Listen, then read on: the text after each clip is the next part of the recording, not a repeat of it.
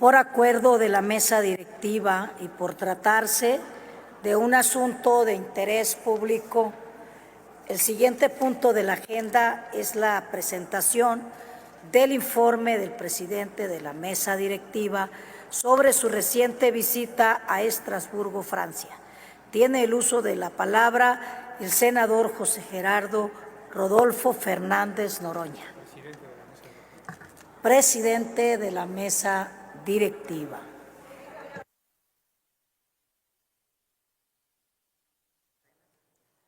Muchas gracias. Ya hasta calor me dio.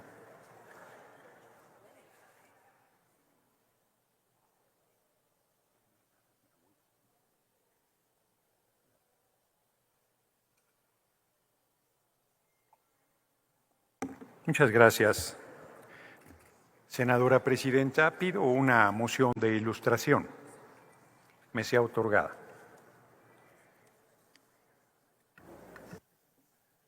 ¿En qué sentido? Es un video que ha solicitado, se ha presentado aquí como moción de ilustración que se ajusta al tiempo que el reglamento establece. Adelante, se concede, senador presidente. Muchas gracias a la presidencia.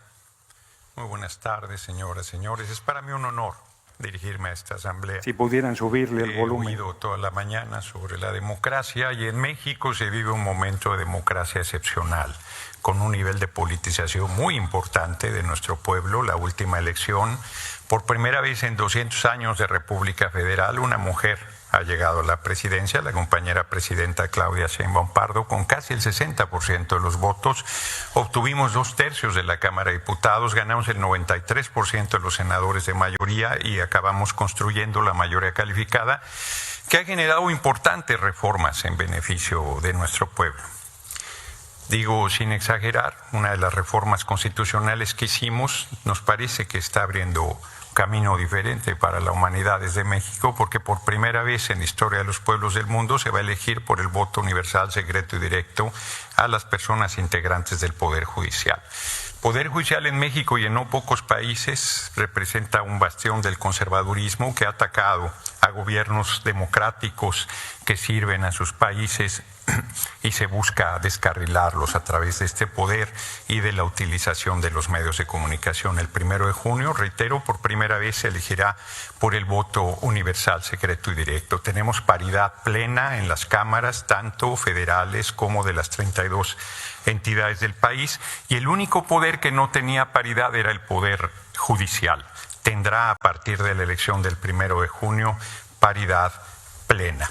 Vivimos un momento difícil también porque la relación con el gobierno de Estados Unidos nunca ha sido fácil y en este momento que contamos con un tratado de libre comercio de Canadá, Estados Unidos y México, se plantea modificarlo y generar aranceles hacia las mercaderías de México. No debería ser así. 90% de nuestro comercio está vinculado a Estados Unidos. Estos no deberían tener aranceles. Se quedó que el 2 de abril se dará una definición sobre el particular y la definición tendría que ser que continúa nuestro país sin aranceles. No solo México está atento a lo que suceda, sino el propio mundo en general, por la posibilidad de cambiar las reglas del intercambio comercial como hay en este momento.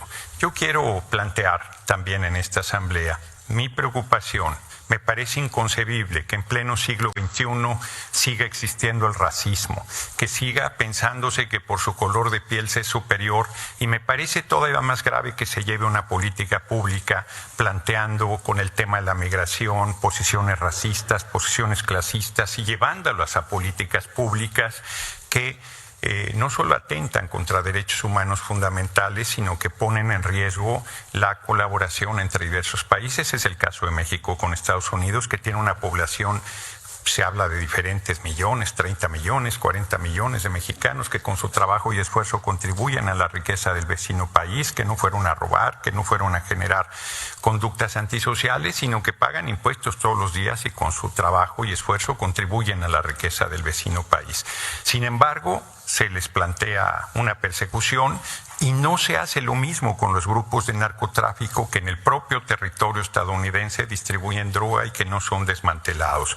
Nosotros creemos que en esos temas hay una posición hipócrita que debería revisarse y que debería plantearse una relación de respeto entre los países. Nosotros somos unos defensores firmes de la independencia y la soberanía de nuestra patria, mantendremos la comunicación, el diálogo, estamos convencidos que debe haber intercambio, coordinación, pero bajo ninguna circunstancia subordinación de nuestro país a ningún otro país, por poderoso que sea, como es el caso de Estados Unidos. Finalmente, nosotros consideramos que es importante apostar a la multipolaridad y que sería necesario hacer un acercamiento mayor con la Unión Europea para buscar comunicación, intercambio, una interrelación mayor. Pero no deja de asombrarme, también lo escuché esta mañana, que se condene la intervención militar de Rusia en Ucrania y no se condene con la misma fuerza la intervención del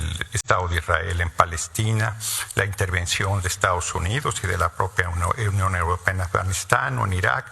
Nos parece que toda intervención militar debe ser condenada, que todo racismo, que todo clasismo, que toda homofobia, que toda misoginia, que toda forma de discriminación y toda forma de violencia debería ser condenada, y la guerra misma debería ser condenada, que en pleno siglo XXI deberíamos encontrar la manera de comunicarnos con respeto entre los pueblos y los gobiernos del mundo y contribuir al desarrollo donde lográramos que el centro de nuestro desarrollo económico sea el ser humano, para hacer posible dos frases que con ello termino, como decía Ricardo Flores Magón, un gran revolucionario mexicano que sostenía que el pueblo tiene derecho a vivir y a ser feliz, o como decía Rosa Luxemburgo, por una sociedad donde seamos socialmente iguales, humanamente diferentes y completamente libres. Agradezco su atención y deseo larga vida a los pueblos de Europa, larga vida al Consejo Europeo, pero sobre todo larga vida a las relaciones sin racismo, sin clasismo y de respeto entre los pueblos y entre las naciones. Muchas gracias por su atención. Concedida, senador, su solicitud. Continúe, por favor. Muchas gracias. Como se ha observado, acudí al Consejo de Europa a una reunión diferente. No era la Asamblea Parlamentaria del Consejo de Europa, sino era la reunión de presidencias de los parlamentos europeos, con una presencia de 58 presidentes, presidentas de congresos europeos, con 3 países que estamos como observadores: Canadá, México y me parece que Siria estuvo presente en esta sesión. Para los que critican la insaculación, la manera de intervenir en esas sesiones es por insaculación. Como el primer tema de salvaguarda de la democracia tenía un número muy alto de oradores, se hizo un sorteo y me tocó el lugar 16. Me tocó intervenir en la tarde, después del almuerzo. Para los que creen que se hace turismo parlamentario, es una reunión muy importante. El Consejo de Europa trata temas de derechos humanos, de medio ambiente y de mejoría de las condiciones de vida de los pueblos. Me pareció particularmente preocupante que prácticamente todas las intervenciones de los liderazgos de los parlamentos europeos condenaban a Rusia, lo cual implica que están dispuestos a continuar la guerra.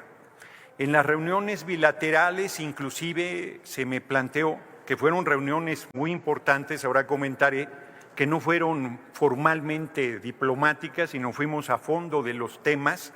Se me planteó inclusive en algún caso que la única salida posible para Europa es la salida del presidente Putin, lo cual plantea una situación muy delicada de que la guerra puede continuar por mucho tiempo. El Consejo de Europa y la Unión Europea está muy interesada en fortalecer la relación con nuestro país, y la compañera presidenta Claudia Sheinbaum Pardo tiene un reconocimiento enorme, un prestigio muy fuerte, y ellos insisten en que visite al Parlamento Europeo y al Consejo de Europa están muy interesados en ese acercamiento y le tienen, insisto, un enorme reconocimiento a la estatura política de la compañera presidenta Claudia Sheinbaum Pardo. Enviaron un documento que ayer entregué a la compañera presidenta, que estará por aprobar en breve el Consejo de Europa y que solicitan que sea asignado por nuestro país. Los temas fueron salvaguarda de la democracia, que fue en el que yo participé y que fue donde más oradores hubo, garantizar la libertad de expresión en tiempos de polarización e incertidumbre, que tuvo ya una mucho menor participación, y el de violencia contra personalidades políticas no lo pude atender por la razón que ahora voy a explicar. El propio 20, yo llegué el 19 de marzo a la 1:30 de la tarde a París, al Charles de Gaulle, y de ahí me desplacé de inmediato a Estrasburgo por tren desde la propia terminal aérea. El día 20 fue que tuve esta intervención y tuve reuniones bilaterales con la diputada Esther Gil de Rebolledo Las Fortes, vicepresidenta del Congreso de Diputados de España, con la senadora Laura Castellfont de Esquerra Republicana de Cataluña, y reuniones bilaterales muy formales y de fondo con el vicepresidente del Parlamento sueco, Kenneth Forslund, con Alen Simonian, presidente de la Asamblea Nacional de Armenia, y terminamos la jornada en una reunión muy importante con el presidente de la Cámara de los Comunes de Canadá, Greg Fergus, que insistió en que haya un encuentro interparlamentario entre congresistas mexicanos y mexicanas y congresistas canadienses para enfrentar la dificultad que se ha venido dando con el cambio de políticas que el gobierno del presidente Donald Trump ha venido planteando y que el 2 de abril tendrá una definición fundamental. Termino este informe, que además les daré por escrito en su momento. El día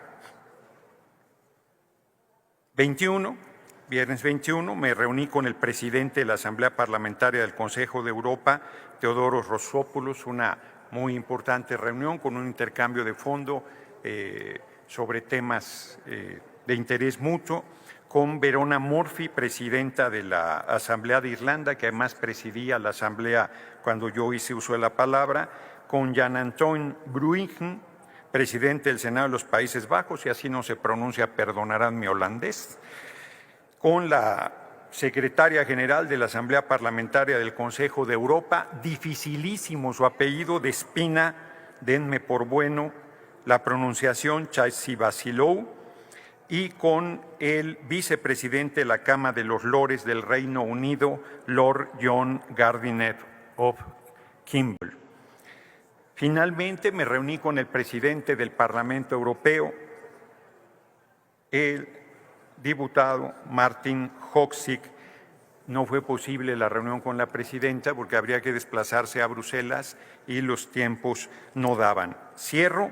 Como pueden ver, me reuní con el presidente y secretaria general del Consejo de Europa, con el vicepresidente del Parlamento Europeo y con importantes parlamentarios para fortalecer el acercamiento de nuestro país y de la diplomacia parlamentaria mexicana en este importante espacio.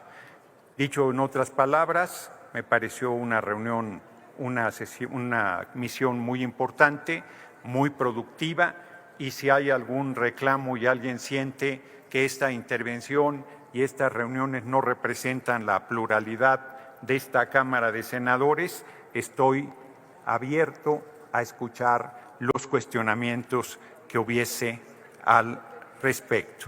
Cierro agradeciendo a este Pleno la confianza que ha depositado en mí al elegirme presidente de la mesa directiva, y seguiré honrando con seriedad, compromiso, probidad, honestidad y profundo amor al pueblo mi tarea como presidente de la Cámara de Senadores, que termina el último día de agosto de este año. Muchas gracias por su atención.